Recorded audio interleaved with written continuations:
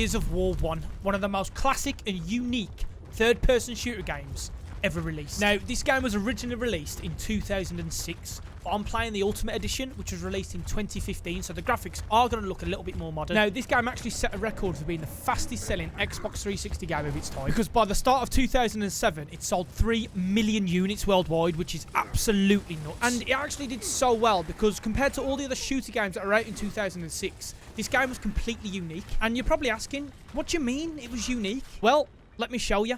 Let's start with the reload mechanic. And as far as I'm aware, this has not ever been replicated in any other game. It's actually a very well thought out mechanic, and it's very important to master if you are planning on playing multiplayer. So, Clammy, how does it work? Well, it's actually very simple. When you click the reload button, a little animation in the top right will appear, and it's kind of like a little mini game. Now, if you have a closer look, you can see that there's 3 different colors on that animation bar itself, and each color has a different meaning for the reload mechanic. So, if you reload too quick or too late, you're going to end up in the black area, which basically means you jam your gun and it's a slower reload. Now, if you reload in the grey, it's a bog standard reload and it's not any quicker. But if you reload in the white, you get something called a perfect active reload. So as you can see in this example, I managed to do it, and the bullets that I reloaded for are flashing. Now, those bullets deal more damage, which is why it's important to learn that reload just for the multiplayer aspect. Now, the combat and the movement is what sets this game apart from every other game. And what we're watching right now is something called the roadie run. And this run was, and still is, absolutely iconic. And it plays a crucial part in this game when you're having to run from cover to cover. But Gears of War was one of the first games to actually integrate a cover-based shooting system. And this system actually inspired games like The Last of Us, which is arguably one of the best story games ever released. But the combat is so immersive, and it feels really rewarding when you actually kill the enemy. And that brings me on to my next point, because this game is absolutely brutal, and I think that's why it's so satisfying. I mean, come on. It makes things so much more intense. But that's not where the brutality stops, because the main assault rifle in the game, called the Lancer, has a chainsaw attached to the front of it. And it just takes the brutality in this game to a completely different level. I mean, look how violently his body's shaking. You can tell he's searing in pain as that chainsaw goes through. He can even walk around with that dead locust body, which is absolutely nuts. Now, as a kid, I legitimately had nightmares about the enemies in this game. And it was because I'd never actually seen an enemy like this before. I mean, look at the detail on these creatures. It's absolutely, like, mind-blowing. You can just tell that they actually put effort into making an enemy. Look at this picture. Look at the teeth, the eyes, the claws. They legitimately look evil. And I think that's why it's so satisfying to kill them, because you genuinely feel like you're killing something completely evil. And I think having an enemy that you legitimately hate just makes the game 10 times better. And it was these specific locusts that used to give me nightmares. These are boomers.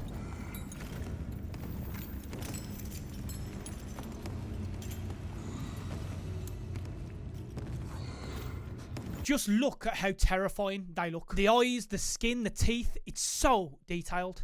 Now, this game was developed using Unreal Engine 3, which is why graphically it's leagues above any other game in 2006. Purely because in Unreal Engine 3, they work on a physics-based destruction, and say you're behind cover and you're actually getting shot at, the cover that you're behind actually degrades over time, which completely adds to the realism and why it's so easy to get lost in a game like this. The environment physically makes you feel like you're there, and the voice acting is absolutely unbelievable. Just listen to Carmine and how frustrated he is purely because his weapon's jammed. Yeah, but I got a problem.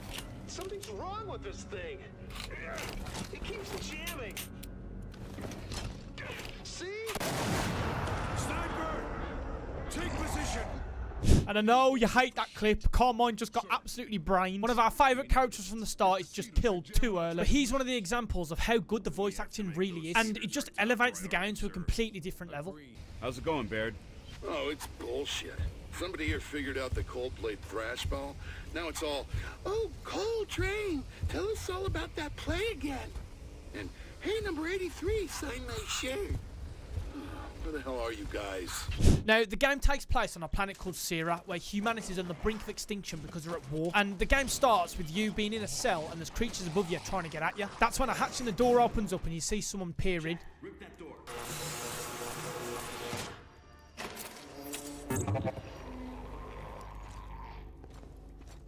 What are you doing here? Getting you out. Here, put this on. You'll need it. You could get in a lot of trouble for doing this. Not anymore.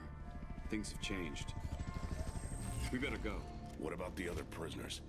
You can't just leave them here. They're gone. Hoffman pardoned everybody. Is that right? Welcome back to the army, soldier.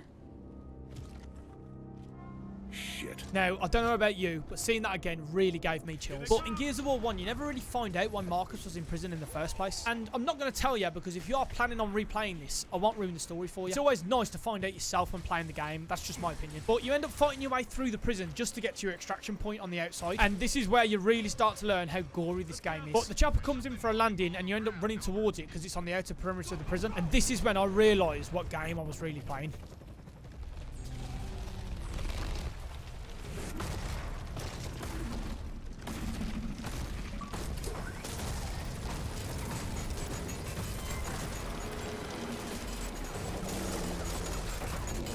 The sheer size of that monster is unbelievable. If you're not a fan of spiders, I do apologise. But they did miss out on making that an extended part of that mission, because at the end of the day, even the cinematic was showing the helicopter shooting at that big corpse. But as a kid, I personally loved this game. I would not stop playing it. I'd replay the campaigns over and over and over. And replaying it now really gives me some major nostalgia. The story in this game is so well written, and it's just so unique as well. And I personally love how it feels like all the characters have dynamic relationships with each other. You definitely feel like one of the lads when you're playing it. You really feel like you're there side by side fighting, and that is just a massive bonus when you're playing a game like this. You want to feel so immersed. But my favourite mission in the game is when you travel to Chap's gas station in order to pick up a vehicle. But it's the journey getting to it which is insane. Like, you're going through the slums and you can really feel hatred from the people.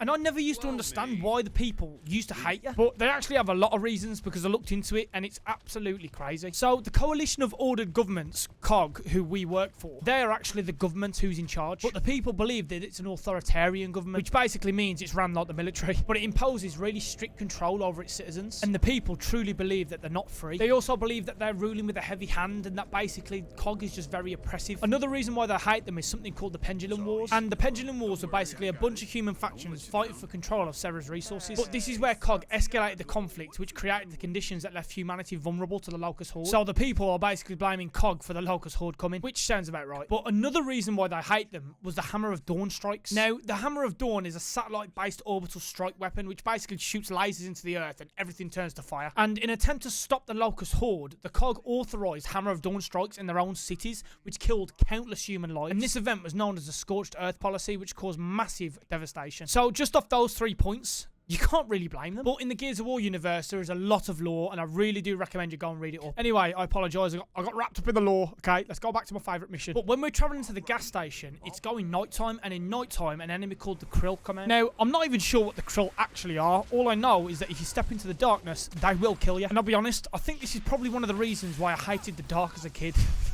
But this mission always stood out to me, because as much as it is challenging, it was so easy to troll the mate you were playing co-op with. You could just move the torch and it'd get eaten by the bats.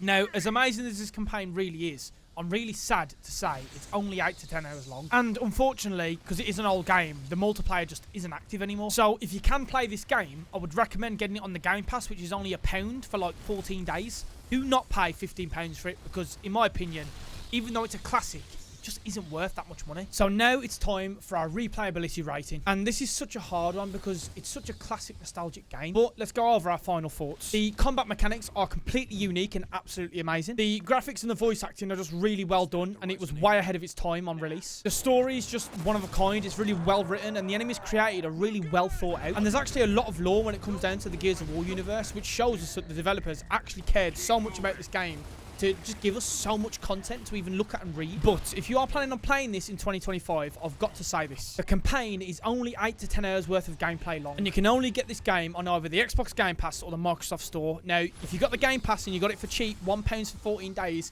absolutely worth it. Go and get it. But if you don't have the Xbox Game Pass and you just want to buy the game, it is going to cost you £15. And I don't personally think it's worth it, due to you can only play the 8 to 10 hour long campaign, and the multiplayer is just dead, unfortunately. So I'm going to give this game a replayability rating of 4 out of 5. And as always, let me know what you think. Was it too harsh on my rating, or would you consider the game lower than 4 out of 5? And of course, if you have any suggestions of games you want me to cover, please leave a comment down below. I really would appreciate it. Thanks so much for watching the video. I really do appreciate your time, and hopefully I'll see you in the next one.